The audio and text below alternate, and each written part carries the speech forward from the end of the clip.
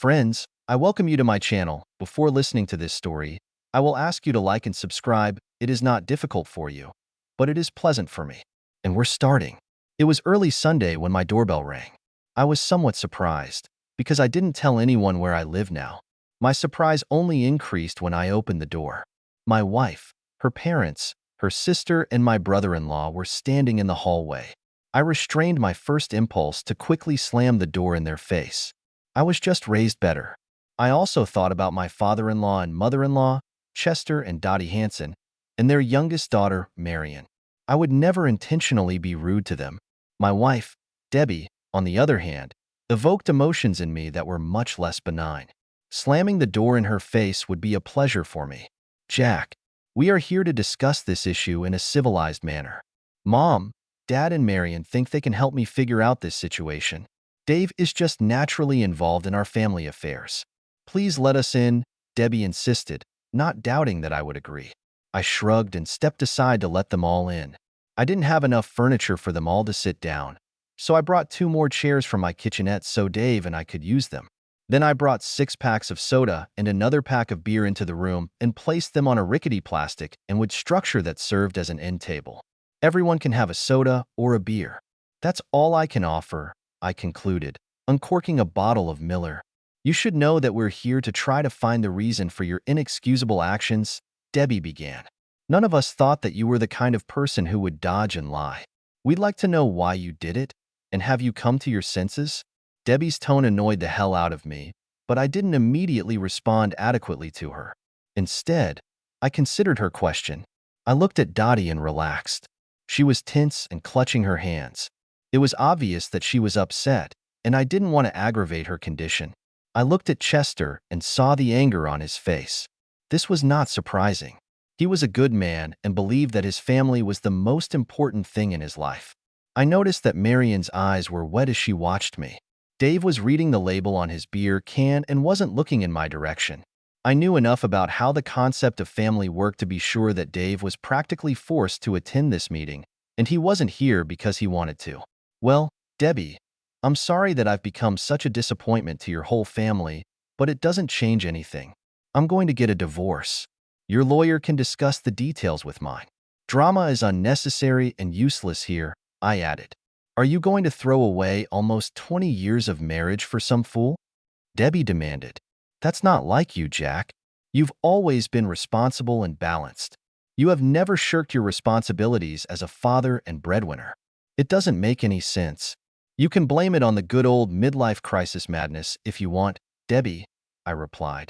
You can. Illegal substances, excessive alcohol consumption, blackmail, or aliens, if it helps you find more meaning. The end result will still be, I'm divorcing you, regardless of the reason and whether it's logical for you. Just accept it. Jack, Chester said. We hired a private investigator to find out what's going on with you. He's only been working for us for a couple of days, but he quickly gave us your new address. However, he couldn't find out anything about a woman who might be of interest to you. Does such a woman even exist? It was unexpected. I should have known Chester wouldn't take the situation so easily. He needed facts and names, so he hired a private spy. I tried to quickly recall my actions over the previous 2 days. I tried to remember everything I could do and all the places I went. I couldn't remember anything that would betray my position. I haven't discussed my personal affairs with anyone. There was nothing anyone could find out about me except where I live now. I'm not sure which offends me more, that you're calling me a liar, Chester, or that you don't seem to think I'm capable of finding a woman who finds me acceptable, I replied calmly. I don't have to explain my actions to anyone. I especially don't have to tell you who I'm in love with. If there was another woman, she would be a real lady, and I wouldn't drag her name into this storm of shit. Chester didn't mean to say that you're a liar, or that you wouldn't be a great catch for any smart woman, Jack. It's just that no one who knows you, and I mean no one, can believe that you betrayed your marriage vows, Dottie replied conciliatingly. You have always been a strong, reliable husband and father. This desire to get divorced is not in your nature. We are concerned for so many reasons. I understand your confusion, Dottie. I'd give anything not to hurt you or Chester, but things happen and people change. With the deepest respect to both of you, I tell you that I no longer want to be married to your daughter. I croaked with a suddenly dry throat. You all have to accept this fact. Jack, if you're afraid to admit you made a mistake and want to come back, I'll forgive you, Debbie sobbed. I will never throw this oversight in your face, and I will not use it to turn the children against you. I promise. How do you like it? Debbie was ready to forgive me. She is ready to get her unfaithful husband back. Her statement took me by surprise. I had to ask a question. Why? Debbie, why do you forgive me and take me back to your arms and bed? Why? Debbie repeated. Because we belong to each other, Jack. Because we promised each other almost 20 years ago to remain one. Because children need a father. That's why, Jack. I saw Marion flinch slightly at her sister's answer. We must have both noticed the same thing. Debbie's arguments were not convincing at all. Is that all, Debbie? I asked. Will you take me back just because we swore an oath to each other? Not because you really love me? You say the kids need me, as if I'll suddenly stop seeing them when we get divorced. They are old enough to carry this burden. In a couple of years, they will become independent altogether. But even in this case, I will not leave them. Don't kid yourself. I will continue to be an important part of my children's lives. I promise that. Of course I love you, Jack, Debbie said. You're just being so stupid. I just don't want to pretend that I'm not upset or hurt by your actions lately. You left me, maybe for another woman. How can I feel love for you in such a situation? You can't love me, and it hurts. It really hurts. I've always loved you, Debbie. I still love you, but it's not enough anymore. I have to move on before life passes me by. I suggest you do the same. I think this meeting is almost over, I stated sadly. Debbie, Marion, and Dottie were crying and wiping their eyes with napkins when I opened the door. Chester frowned, and Dave seemed relieved. As Marion moved towards the door, she stopped to hug me. I've always gotten along very well with Debbie's younger sister, and I was terribly ashamed that in her eyes I didn't live up to expectations. I just hoped she'd never really understand it. Debbie was the last to leave. She looked very sad when she came close to me and seemed to look into my soul. She seemed completely at a loss. She was looking for a sign or something on my face. I just nodded and led her by the elbow to the door. As soon as I managed to close and lock the door, I went to the medicine cabinet and took a couple of painkillers. Then I lay down on the bed, exhausted mentally and physically. Eventually, I fell asleep. Fortunately for me, my job was very stressful. I can't imagine how I would have gotten through the next few weeks if I hadn't had something to distract me from my personal problems. I spent some time trying to determine if anyone was following me. I took different roads to and from work. From time to time, I made a sharp turn without giving a signal of my intentions. I didn't see a single car that swerved to follow me. Either the private investigator was on my tail, or he was very good. It was Thursday evening, more than 2 weeks after Debbie's family showed up at my door for a conference, when Marion called me on my cell phone. I changed my phone and got a new number, so I was surprised that she had one. I only gave it to both of my sons, so it was obvious that Marion had lured it away from one of them. Jack, Marion shouted into the phone. Dany is missing. She didn't come home from school today. I called all the houses, but no one saw her. She never leaves the house without a call. Have you seen her by any chance? Dany is Marion's 14-year-old daughter. She is a beautiful girl, but very shy and quiet. She also has an older brother and a younger sister, but she has always been my favorite. Ever since she learned to walk, she ran to me and wrapped her little arms around my legs. Marion, Dottie, and Debbie often said that Dany didn't give anyone time, but she always came to me. As she got older, our bond only grew stronger. I always found time to ask her about school and friends. I played soccer with her and showed her how to catch softball. When we got together as a family, Dany was usually somewhere near me. No, Marion, I haven't, I replied worriedly. I suppose you've already tried to call her on her cell phone? Have you tried contacting any of her teachers at school? They might know something. Was she healthy? She's been unusually quiet and withdrawn lately. Something's bothering her, but she won't tell me what it is, Jack. I even thought about asking you to talk to her. She's always talking to you, Marion sobbed. Can you tell me where she might be? I can't, Marion, I said. I'll take a ride around the neighborhood and see if I can find out anything. Call me as soon as you find out anything about her. I'll do the same if I find her.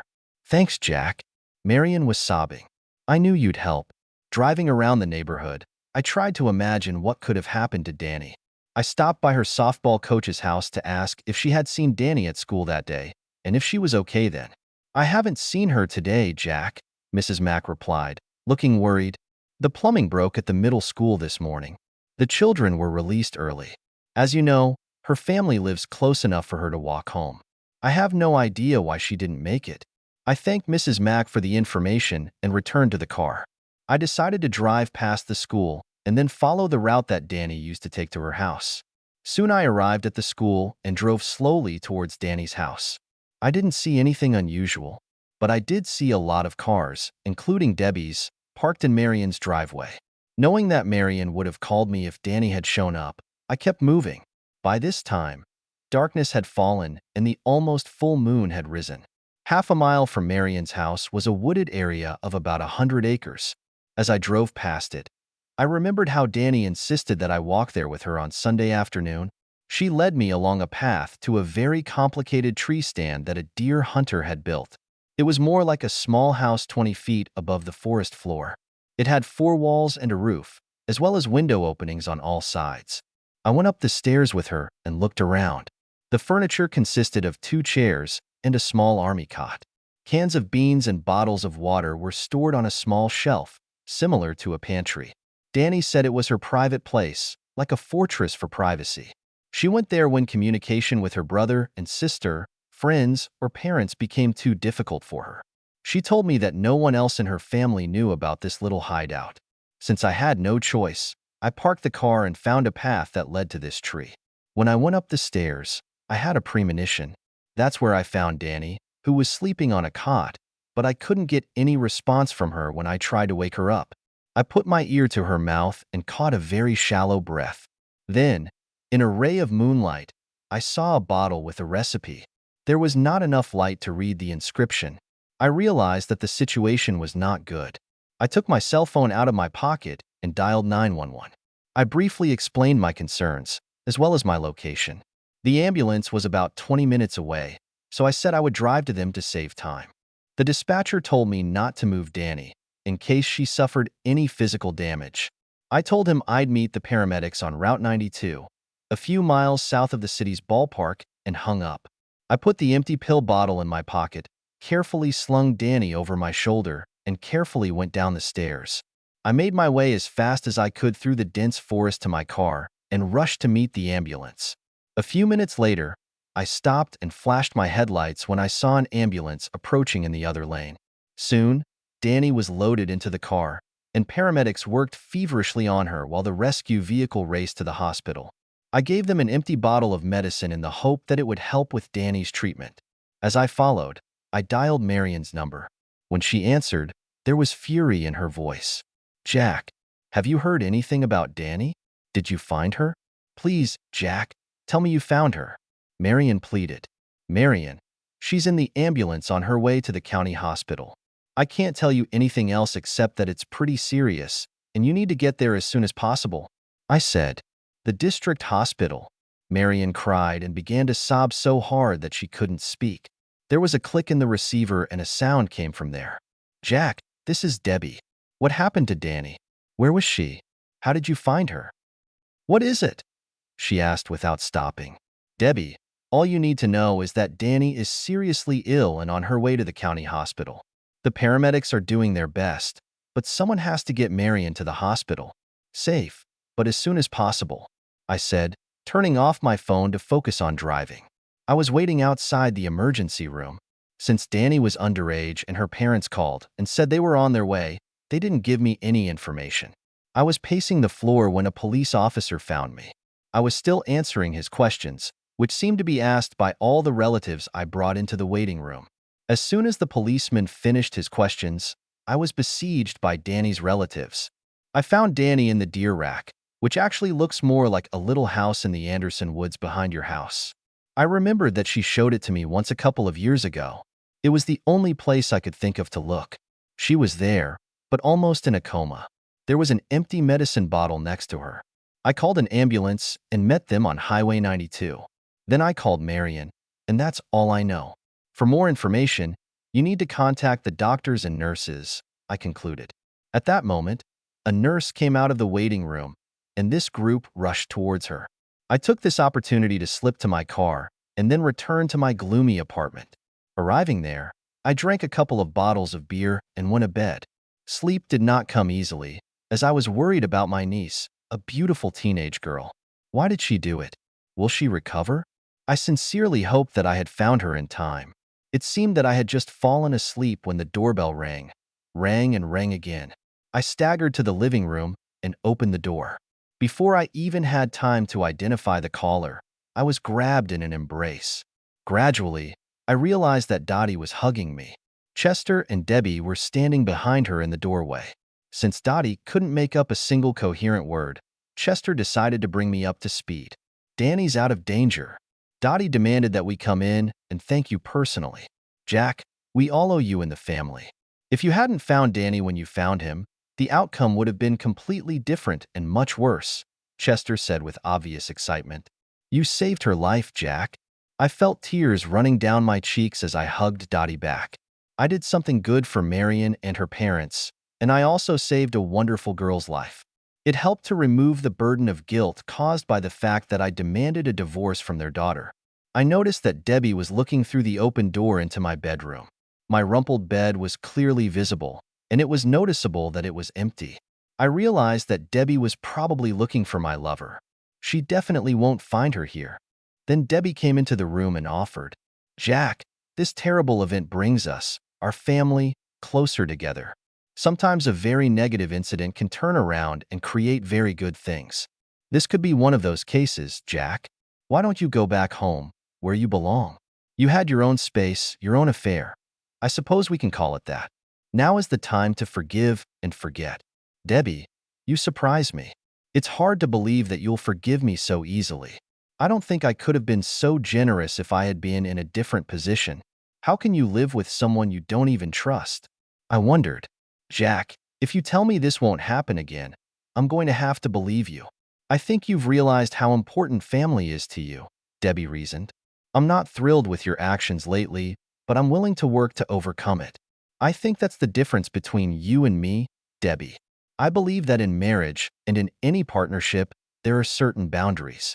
Both spouses must agree with them and also comply with them, I added. Our marriage can't be fixed anymore. We need to move on and not waste time on what was or what could have been. Debbie sobbed, turned around, and hurried out of the room. Dottie pulled back and looked at me as if I had two heads. Chester's face was red, and his anger was obvious. You've always been stubborn, Jack, Dottie said. But you've also always been noble and reliable. Well, Dottie, it looks like I've changed, and probably not for the better, I shrugged. I'm interested, Jack, Dottie replied, slowly shaking her head. I really wonder why. After Debbie and her parents left, I decided to take a shower and get ready for work. It was still early and I managed to get quite a bit of sleep, but I didn't want to waste my sick leave when I felt like shit. Sick days are for golf and baseball. It was 3 o'clock in the afternoon when Marion called me. She was extremely grateful for my efforts to save Dany. Jack, I do not know what is going on between you and Debbie, and I am not even going to ask you about it. I just want you to know that you can't do anything wrong with Dany and me. I have no words to describe my feelings, Marion exclaimed. Trust me, Marion. I'm flattered that you thought of me in a difficult moment, and I'm glad that I was able to help Dany. She's a wonderful girl and practically the daughter I've never had. There's nothing I wouldn't do for her. That's why I called, Jack. I have one more request. Dany has to come home tomorrow. She refuses us and won't tell anyone why. She wants to live with you, Jack, Marion said. Do you even understand what's going on? This is a complete surprise to me, Marion. We always got along well, but I never gave her any reason to think that she could leave her family and live with me. There's nothing romantic between Dany and me, if that's what you're thinking. I said bluntly. It crossed my mind. I'm ashamed to admit it, Jack. But when I thought about everything I know about you, I realized that you would never take advantage of a sweet young girl in a difficult situation, or any woman for that matter. You don't have any other woman, do you? You just don't want to tell anyone about the real problem of your marriage, whatever it is, Marion argued. Marion, I can only repeat that my behavior with Dany has always been absolutely adequate. I will strongly resent any suggestion from anyone that this is not the case. I'm sure Dany will say the same thing. She's already done it, Jack. She was questioned by the police and social services, Marion said. She didn't want to tell them anything, except that you've always been wonderful to her, but you've never even used profanity in her presence. The psychologist suggested that you be present at the conversation with her tomorrow. She's come to the conclusion that Dany trusts you a lot more than he trusts his father or me. They don't want to let her go until they're sure she won't try again, Jack. Could you be in the room with us when she interviews her tomorrow? Marion, this is inconvenient for me. I'm not her parent, and under the circumstances, I'm not very popular with the rest of your family. How does Dave feel about this? I asked. To be honest, he surprised me with his objection, Marion replied. He thinks that if you decide to leave the family, you should not communicate with us anymore. I know you've never been close, but his attitude surprised me. Did something happen between you? That's the question you have to ask him, Marion. I don't think I did anything to cause a feud, except maybe divorce Debbie, but I doubt it gave him sleepless nights, I joked. But going back to your request to be present at Dany's next interview, I think it would be better if I didn't attend. She is your daughter and under your responsibility. You'll be fine with that. That evening, a female police detective visited me. It followed from her questions that she thought I might know more about Dany's problems than I had initially admitted to the police officer at the hospital. She hinted that my close relationship with my sister's niece might be abnormal. Then she asked if the real reason for my divorce was that I liked young girls and couldn't react to mature women anymore. I threw the detective out the door, telling her that I had had enough of her sick fantasies, accusations, and assumptions. Maybe the job makes them think the worst, but I couldn't help but assume that she was the one who needed therapy. Some kind of perverted fool. I heard that Dany returned home the next day, but she never gave a reason for the attempt on her life. My informant, my youngest son, a high school student, told me that she was extremely withdrawn and had to attend therapy several times a week. Almost 2 weeks later, everything turned to shit. Lately, as has become my custom, I drank a couple of bottles of beer more than I needed before going to bed. I always sleep soundly, and a few bottles of beer have only reinforced this trend. But something made me wake up from a sound sleep in the early morning hours. Suddenly, the lights came on and I sat up abruptly. After blinking a few times and wiping sleep from my eyes, I saw a female detective standing in the doorway of my bedroom. Behind her stood a uniformed policeman and my landlord, still with the keys in his hand. What the hell? I shouted. Are you crazy? You can't break into a law-abiding citizen. I'll have your badge numbers, and besides, I'll sue your asses. I threatened. You're under arrest, the detective announced with barely concealed delight. This officer will read you your rights. Then we'll throw your perverted ass in jail. At that moment, I felt a hand around my neck from behind, and I almost shit on the bed. With real fear, I turned my head to see who these pins belonged to. Uncle Jack. Dany was sobbing. I just wanted to stay with you. I'm sorry if I got you into trouble. How the hell did Dany end up in my bed? I tried to focus on the previous evening. I drank it. Well, a couple of bottles of beer. Maybe even too much, and went to bed. I hadn't even seen Dany until that moment. I didn't let her into my apartment, and certainly didn't invite her to join me in my bed. Just when it seemed like it couldn't get any worse, Marion, Dave, Debbie, and her parents walked into my crowded bedroom. Dave was clearly fuming. Oh, you beast, he growled, trying to push past the policeman to get to me. She's just a kid, you bastard. Fortunately for Dave or me, or maybe for both of us, the policeman was able to stop Dave's advance. He calmed down enough to pretend he wanted to get rid of me while the officer restrained him. However, his insults did not slow down to affect the pace of his movement. My confusion quickly turned to anger.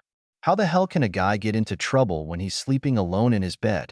Dave's name-calling and insinuations got to me, too. Who does he think he is? You cowardly shit. I growled back, getting out of bed. You obviously have too many balls, since you came to me and berated me. Let's see who's the real asshole here, asshole. While I was talking, I went for Dave. Since the room wasn't very big, it only took me a couple of steps to get in front of his face. He had already stopped screaming when I got up, and by the time I got to him, he was already backing away. Somehow he managed to wriggle out so that Marion was standing between us and the policeman. "Dany, are you okay, baby?" Marion asked. "Why are you here? And why are you in Uncle Jack's bed?" "You have to understand what it looks like. Jack will be arrested and will probably spend a long time in jail if you can't convince us that he didn't do anything wrong. This task is clearly not going to be easy." "What's wrong, honey?" "I just couldn't live at home anymore, Mom," Dany stammered. "I didn't want to get Uncle Jack in trouble. He didn't even know I was here. I made my way to him through the bathroom window. He was asleep, and I just lay down next to him. I felt safe with Uncle Jack. He never touched me, never. Not tonight, not any other night. He's not like that." "I'll be conducting the interrogation here," the detective said. "You called the police to help find your daughter, so let us do our job. Dany, why do you feel unsafe at home? Has someone treated you badly?" "Not in the way you mean," my niece replied. "It's kind of awkward for me to talk about this with everyone present. Dany, I called Debbie and your grandparents when I found your bed empty just after midnight. They helped me find you," Marion said. "It was my mom who decided to look for your bike and realized that it wasn't there. It was Debbie's idea to come here to look for you. That's why the police are here now. We called them when we realized you weren't there. We were all afraid you'd do something stupid." "What do you mean? For example, will you swallow a bottle of your pills again, or will you make love to Uncle Jack?" Dany replied. "You think there's something wrong with me?" "No, dear. We're just worried that you might get lost and do something that you'll regret later. Your family loves you, and we are all worried about your safety and health. You can answer the detective's questions in front of everyone, dear. There are no dark secrets in our family. Please just tell the truth and answer her questions," Marion pleaded. "Marion, it would be better if she talked to the detective alone," I suggested when a sudden fear gripped me. "You can't put the genie back in the bottle if it breaks out. It's possible that Dany will say something that not everyone here needs to hear." "Jack, that's why I want everyone to hear Dany answer questions," Marion replied. "I don't want her to turn into another you, with your secrets and very strange behavior. The truth is always better." "Okay, Mom, if that's what you want. I'll tell the detective what I'm afraid of and why I feel safer with Uncle Jack." "I'm afraid of Dad," Dany confessed. "Me?" Dave growled. "I've never hurt you. I've never done anything that a loving father wouldn't do. Why should you be afraid of me? A few weeks ago, I forgot to bring my baseball glove to school. Since we had a game that day, Mrs. Mack allowed me to follow her home during class," Dany replied hesitantly. "I always take a shortcut through the empty lot behind our house when there is no snow. There I saw Uncle Jack bending over his car, which was parked on the street in front of our house. He was vomiting. I ran to see if he was okay, but he quickly got into the car and drove away. Then I went to my room to get a glove, and I heard various bad noises coming from my mom's room. It sounded like screams, only a little quieter. So I looked in to see what was going on," Dany said. "By this time, the room was completely silent. I could hear my heart beating in my head. Everyone was focused on Dany's story. Dave started to look a little paler. Dad was naked there and called the woman all sorts of bad words while spanking her hard. She was naked too. She screamed at him not to stop and shove his thing up her ass," recalled a trembling Dany. "Then Dad just pulled himself together and did what she told him, but too much. She screamed a little more as he rose and fell on top of her." "Oh my God," Marion exclaimed, shocked. "Did your father do this? Are you sure it was him, Dany? Do you know who this woman was?" "Of course it was Dad.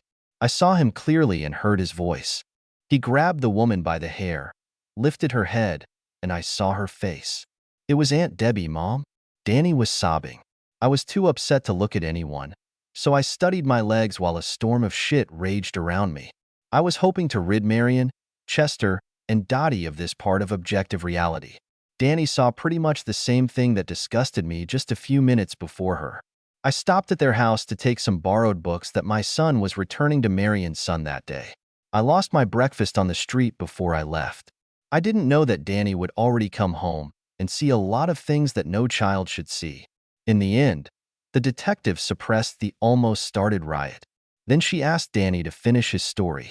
The policeman was now standing in the doorway so that no one could leave. Dave was all red and sweaty, and Debbie collapsed on the floor. I ran into the room, took my glove, and left as fast as I could, Dany continued after an unexpected delay. The day we were sent home due to a burst plumbing, I found Aunt Debbie with Dad again.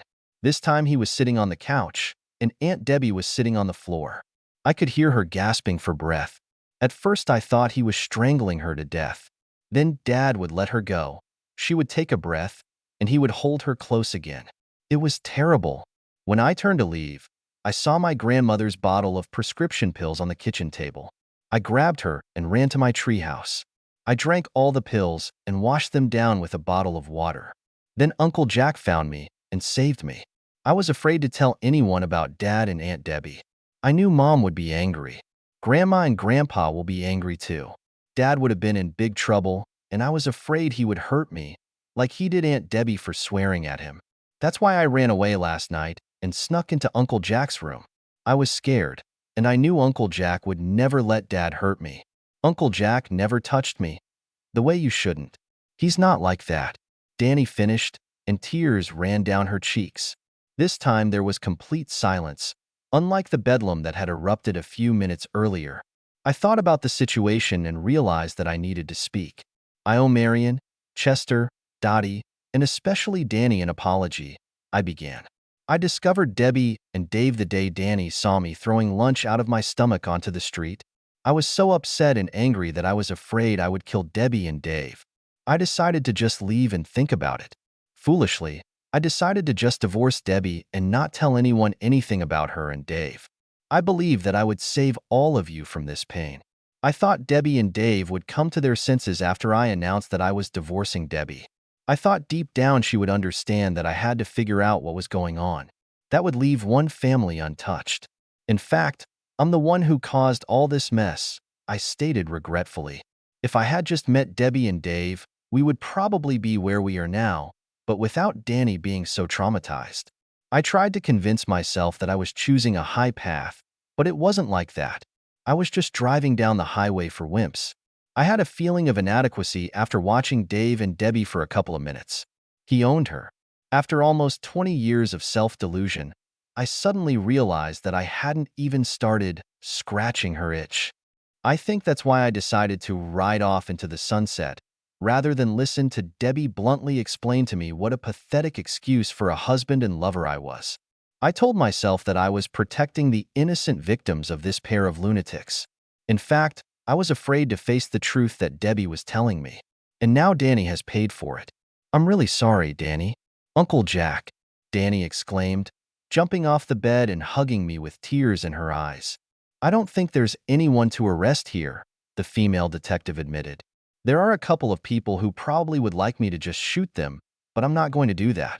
I have to go file a report. I suggest you both leave with me to avoid further trouble. I don't think this is the right time to try to explain or apologize. Dave helped Debbie up and led her out of the room. Marion hugged Dany and me while they both cried heartily. Chester and Dottie moved closer and patted Marion on the back, trying to comfort her. No one said anything. No one knew what to say.